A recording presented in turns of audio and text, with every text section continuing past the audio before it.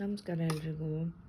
ಇವತ್ತು ಕರ್ನಾಟಕ ಸ್ಟೈಲ್ ಪಲಾವ್ ಮತ್ತು ಮೊಸರು ಬಜ್ಜಿ ಮಾಡಿದ್ದೀನಿ.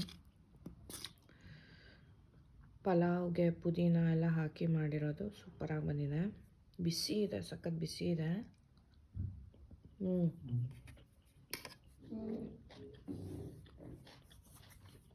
ಒಮ್ಮೆ ಇದೆ ಟೇಸ್ಟು.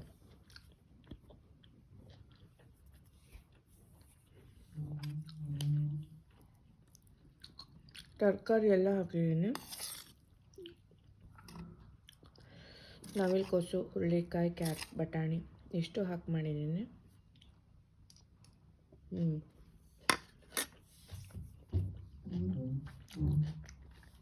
ಸೂಪರಾಗಿದೆ.